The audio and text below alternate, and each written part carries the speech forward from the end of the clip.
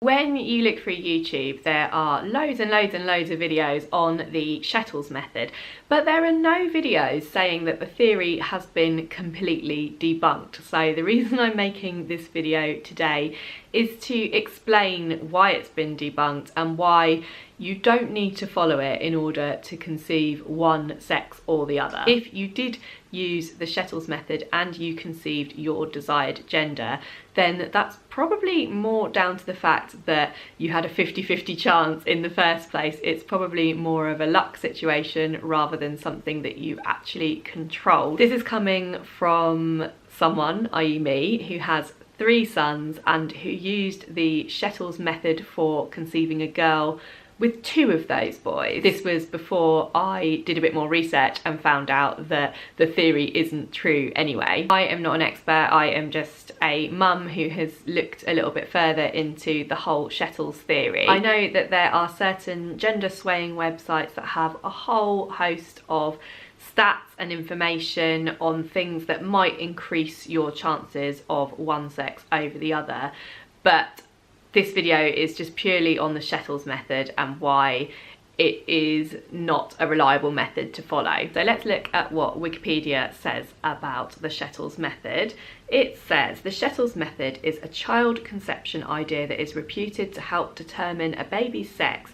It was developed by Landrum B. Shettles in the 1960s and was publicised in the book How to Choose the Sex of Your Baby. So there is the very first indicator that you might not want to follow this particular theory.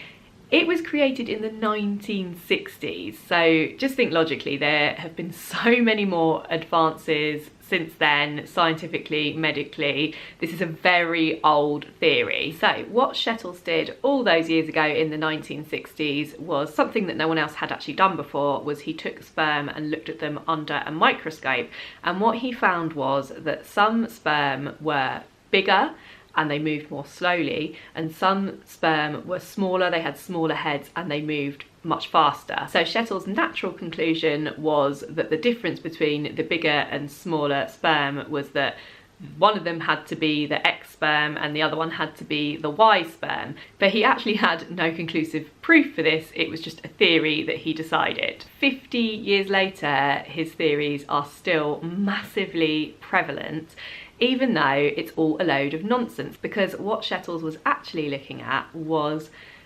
capacitated sperm versus uncapacitated sperm. Okay, so for those of you that are well versed in the Shettles method, skip forward a minute or two. I'm just going to explain it for anyone landing on this video that doesn't know what the Shettles method is. So the theory is that girl sperm moves slower than boy sperm but lives longer. So if you wanted to conceive a baby girl, you would have sex 4 or 5 days before your ovulation date, by which point most of the boy sperm will have died out, but the slow swimming girl sperm will still be hanging around.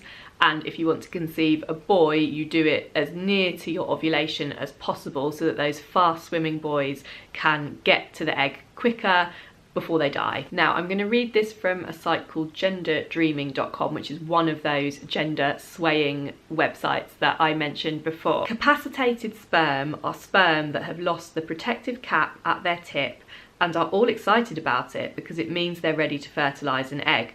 Uncapacitated sperm are bigger and more laid back because they still have their protective cap. Eventually they'll lose that cap and become small and move around a lot more too, but they are both X and Y sperm. I will put the link to this long article below if you want to read through all the details, but essentially the 2 types of sperm that Shettles identified as boy sperm and girl sperm are actually all exactly the same, just in different stages of the sperm life cycle. The capacitation process hadn't yet been discovered when Shettles invented his method, but looking at it with the knowledge that we have now, 50 odd years later, it is obvious why the Shettles theory is complete nonsense, because he was actually looking at both male and female sperm. The truth is, there is no difference between male and female sperm in terms of their lifespan. Having sex 5 days before your ovulation date does not mean you're going to have more girl sperm by the time you ovulate. It just means you're going to have less sperm overall. So in summary, X and Y sperm live the same length of time, swim the same speed and are pretty much the same in size. You cannot determine whether it's a boy or girl sperm just simply by looking under a microscope. What he was looking at was capacitated sperm versus uncapacitated sperm. But whether capacitated or uncapacitated, they were all both X and Y sperm that he was looking at. So hopefully you find that helpful if you didn't know about the debunking of the Shettles theory.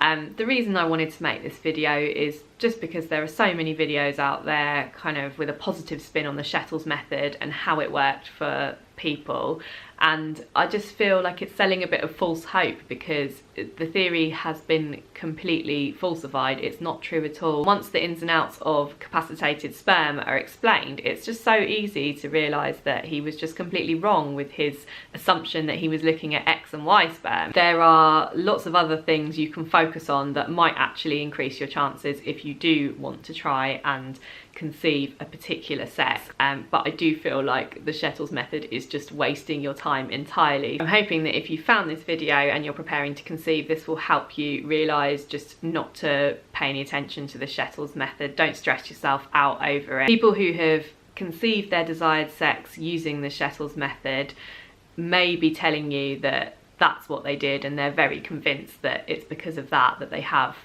whichever sex they were going for, but it's not. It's more just chance and the fact that there is a 50-50 possibility of one or the other, so it just happened that it worked in their favour. We are really only limited in how much say we get over it, and it is often just down to a 50-50 odds and just the particular circumstances at which that baby is conceived in. If you're new to my channel and you're interested in seeing more on these subjects, I have a video on gender disappointment and how I felt when I found out my third baby was a boy despite trying to conceive a girl.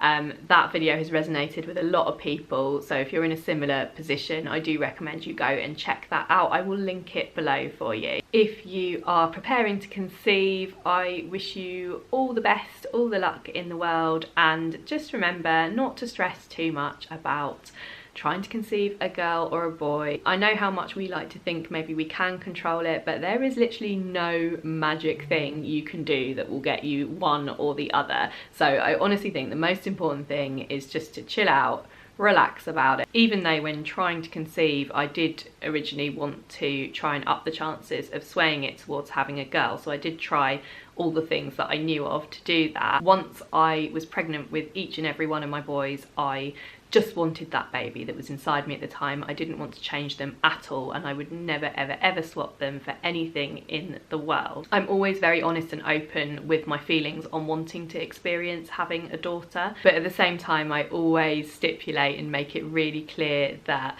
I am not disappointed with my boys. I'm not living with regret or crying every day that I don't have a girl. I absolutely love my family and would not change anything I have done to have them. Any other questions you have for me, do pop them below. I always answer every comment that I get.